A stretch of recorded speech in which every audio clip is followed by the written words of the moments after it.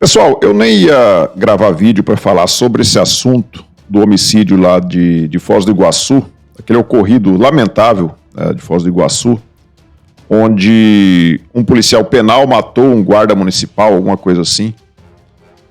Mas eu estou vendo o pessoal da extrema esquerda e o pessoal da grande mídia fazendo o maior palanque eleitoral em cima do caixão desse indivíduo, que disse que era um petista, né, que foi morto.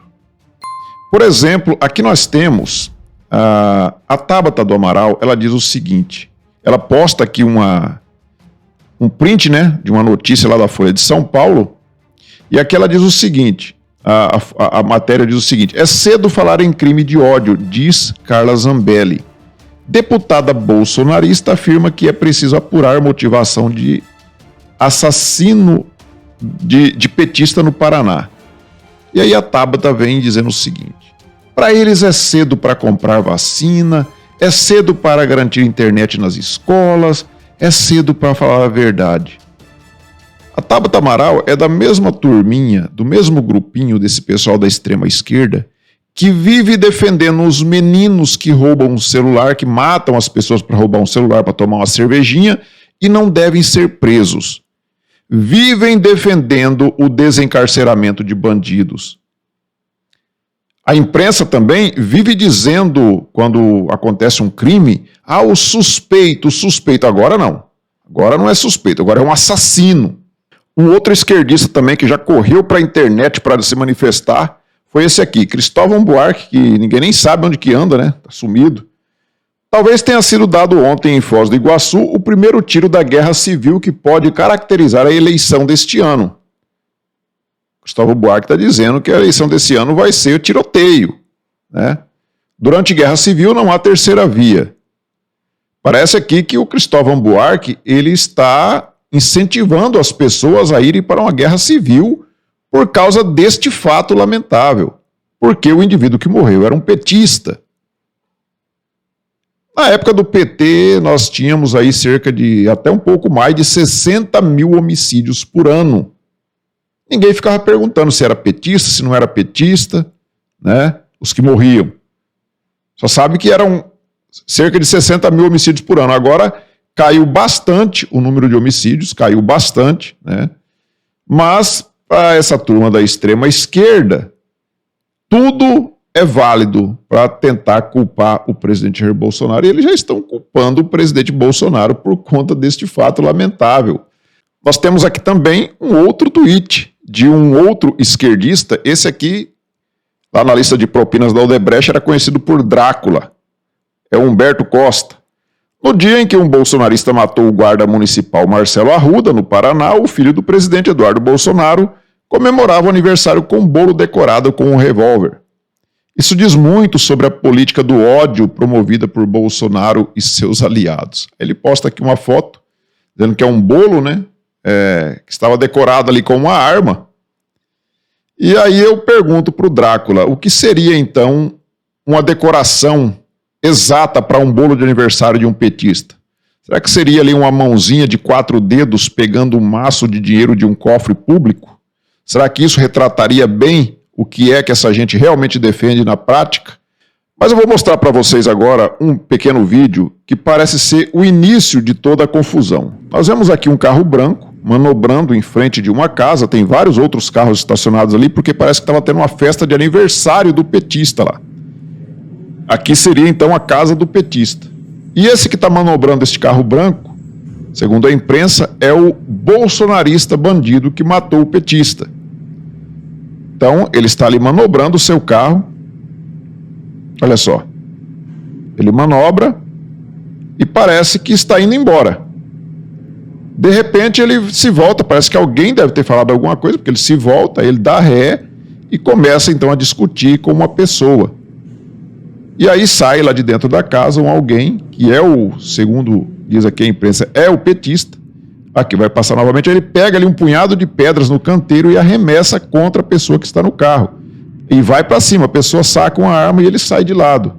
Você vê que a pessoa do carro não atirou, ele sacou uma arma porque ele estava indo em direção a ele. Aí uma mulher fica ali discutindo, a porta traseira abre, parece que alguém queria descer, Mas enfim, aí o cara acelera e vai embora. O cara acelera e vai embora. Então, esse vídeo aí, segundo o portal Metrópolis, diz que é o início de toda a confusão. Aí depois tem um outro vídeo, não vou colocar aqui, porque eu acho lamentável as cenas lamentáveis.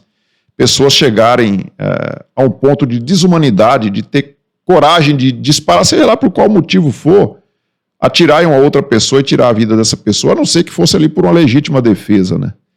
Mas o fato é que o cara vai para a casa dele e volta armado. Eu vou dizer que ele está certo? Lógico que não. O fato dele ter ido para casa dava para ele ter repensado toda a situação e ter desistido desse intento de voltar lá armado. Mas o fato é que ele volta lá armado e vai para cima do cara, atira. O petista também reage, ele também estava armado, ele também reage, ele atira também e ambos caem ao chão.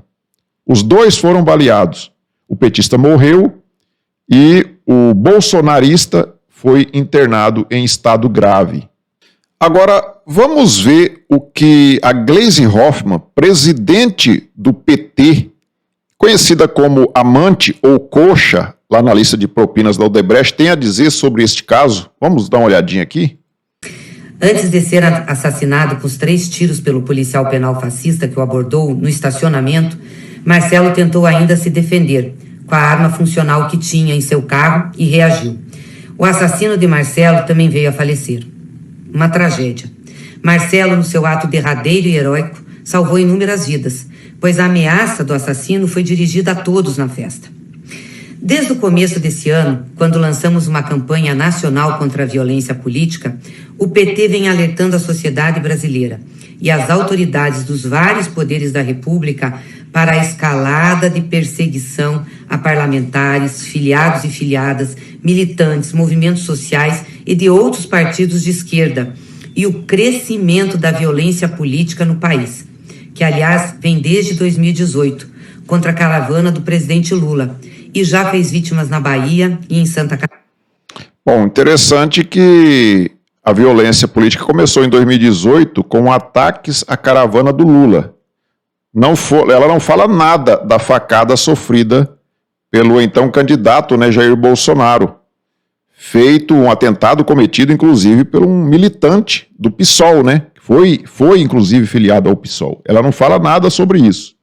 Embalados por esse discurso de ódio do Bolsonaro e perigosamente armados pela política oficial dele, que estimula cotidianamente o enfrentamento, o conflito, o ataque e a... Bom, nesse caso aqui, os dois estavam armados, né? Apesar dela não defender que as pessoas portem armas, os dois tinham função que davam a ele o direito de possuírem armas, né? Um era policial penal e o outro era um guarda municipal.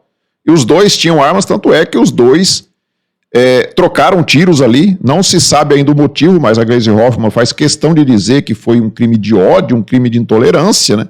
Assim como disse também todo esse pessoal da extrema esquerda está dizendo. Não dá para saber a motivação desse crime. A eliminação de adversários, quaisquer pessoas ensandecidas por esse projeto de morte e destruição vêm se transformando em agressores ou assassinos. Marcelo tinha esposa e 4 filhos, a quem prestamos nossa total solidariedade e apoio. E ele sonhava com um Brasil justo e democrático, fraterno, solidário, que queria construir com o povo brasileiro, a partir da derrota do fascismo e da eleição do presidente Lula. Bom, um país democrático é um país com o Lula na presidência, né? Quando é o Bolsonaro na presidência, é um fascismo. Vamos retomar a política como espaço de debates e construção. É tempo de reconstrução e transformação do Brasil e das relações entre brasileiros e brasileiras. Nós vamos chorar e enterrar mais um companheiro que tombou vítima da violência política. Isso precisa parar. Gente, sinceramente, quantas pessoas foram mortas por violência política no Brasil? Principalmente depois de 2019 para cá, depois que o presidente assumiu. Do jeito que a Amante fala aqui, parece que o Bolsonaro está mandando matar todos os opositores políticos. É uma coisa absurda o que essa mulher fala. Ela se passa por boazinha. Quem não conhece a Gleisi Hoffmann, que o compre, né? as autoridades de segurança pública precisam ter medidas efetivas de prevenção e combate à violência política. E o Tribunal Superior Eleitoral assumir seu papel de coordenador do processo eleitoral e deflagrar uma grande campanha contra a violência política. Tem de constranger essa gente influenciada por Bolsonaro e não ficar na postura da autodefesa. Ao Supremo Tribunal Federal cabe tocar as ações e inquéritos que investigam esses atos de estímulo à violência e não somente aqueles que lhe dizem respeito como instituição. Cabe ao TSE e ao STF coibirem firmemente toda e qualquer situação que alimente um clima de disputa violenta fora dos marcos da democracia e da civilidade. Iniciativas nesse sentido foram devidamente apontadas pelo PT em várias oportunidades, junto ao Congresso Nacional, ao Ministério Público e ao Poder Judiciário. Nossa, quem vê a Gleisi Hoffmann falando assim, pensa que é uma santa, né? Uma santa. O PT, então, meu Deus, um partido de santos.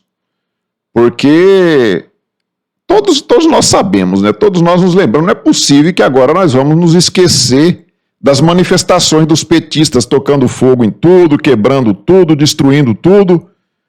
E nós, com as nossas manifestações sempre pacíficas, que a imprensa chama de atos antidemocráticos, né? Aí vem a Gleisi Hoffmann agora, por causa dessa morte, tripudiando em cima do caixão do rapaz. E ainda se diz que está respeitando a família. O respeito que esse pessoal tem pela família dos mortos é uma coisa impressionante. E o presidente Jair Bolsonaro também veio nas redes sociais e se manifestou sobre o assunto. Diz aqui o presidente: independente das apurações, republico essa mensagem de 2018. Dispensamos qualquer tipo de apoio de quem pratica violência contra opositores. A esse tipo de gente, peço que, por coerência, mude de lado e apoie a esquerda, que acumula um histórico inegável de episódios violentos. E realmente é a esquerda, né, quem apoia essa violência. Nem vista, inclusive, ontem, antes de ontem, né, o Lula estava defendendo lá o maninho do PT, que quase matou um opositor seu porque estava ali xingando o Lula. Imagina vocês se nós fôssemos jogar embaixo de um caminhão todo mundo que xinga o presidente Bolsonaro, né? Mas é nós que somos violentos. Olha só o que tem o Lula a dizer sobre o bandido que quase matou uma pessoa, opositor seu. E aqui tem um companheiro que eu vi ele aqui, não sei se ele está, o companheiro Maninho. Esse companheiro Maninho, por me defender, ele ficou preso 6 meses, 7 meses, não precisava aumentar o mês, eu estava diminuindo. Ficou preso 7 meses porque resolveu não permitir que um cara ficasse me xingando na porta do Instituto. A Polícia Civil de São Paulo indiciou o ex-vereador Maninho do PT por lesão corporal dolosa. Semana passada, Maninho do PT feriu gravemente o empresário em frente ao Instituto Lula. Maninho está ao lado do filho e dá um empurrão no empresário. Na queda, o empresário bate a cabeça no para-choque do caminhão que passava e fica desacordado. Minutos depois, Carlos Alberto começa a se mexer e é levado até o hospital. Então, Maninho, eu quero, em teu nome, agradecer a toda a solidariedade do povo de Diadema, porque foi o Maninho e o filho dele que tiveram nessa batalha. Então é isso, meus amigos, está muito claro para a gente ver aqui quem que é quem que defende o quê, né? A gente é só fazer algumas perguntas e perguntar o seguinte: quem que defende o desarmamento da população para que as pessoas não tenham o direito de legítima defesa? É Bolsonaro ou é Lula? Quem que defende que aqueles meninos que roubam celulares, que matam pessoas para roubar celulares, para tomar uma cervejinha, que esses meninos não sejam presos? É Bolsonaro ou é Lula?